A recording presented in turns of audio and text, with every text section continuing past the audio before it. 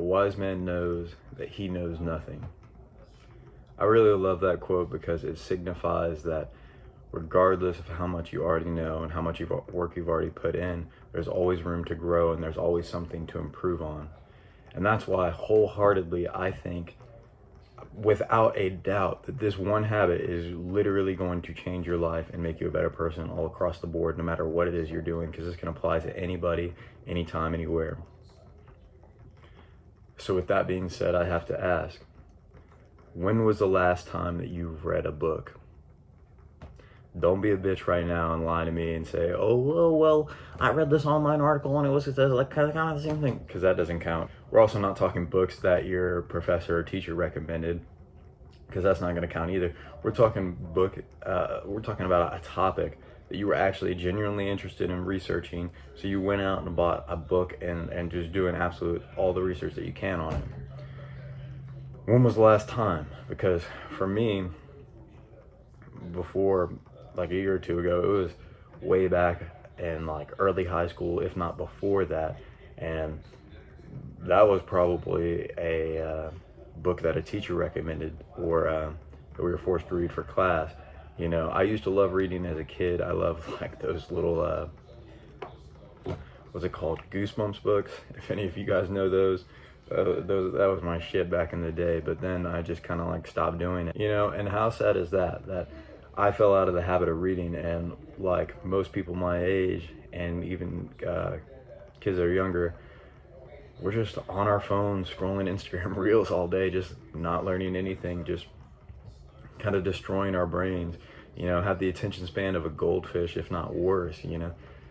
That is just extremely sad to me. And, you know, like I said, I hadn't read since like early high school, if not before that. So I was just scrolling on Instagram reels all day. And that was until I really started to get into the gym and started to research fitness, and I was really trying to dial in on the health aspect of it as well.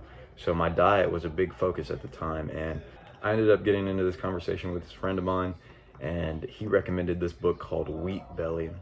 Now, the book was all right, but it not only taught me a little bit about diet and stuff like that, but it also taught me something else. It reignited the flame for the passion of reading. And once I got that book, it was like, well, now I want other books to read. And since I was getting into self-improvement at the time, you know, there are a bunch of books that everybody recommends in the industry and in this little niche that we got going on. And I started buying those. I bought probably like 4 or 5 of them blind buys that day, after the day I finished Wheat Belly. And those books were also amazing. It was very fortunate for me that those books were also amazing, because I actually did enjoy reading them and they weren't like terrible blind buys. But yeah, it's just crazy to me that none of us read anymore. And I highly suggest you just go, by the end of this video, by the end of the day, just go to your local library, rent a book, or just go buy a book online or something like that. Get a book ASAP and just go ahead and start reading it, and it's going to change your life, because you need to have the student mindset at all times, because once you get into the mindset that you know it, then you get complacent and you stop improving. And not only that, you will probably get worse, and other people will surpass you, because life is competition, like I've already said before. But if you just get in the mindset that you already know how to do this, you're going to get complacent and you're going to start slacking on it because you think you're already there, but you're not.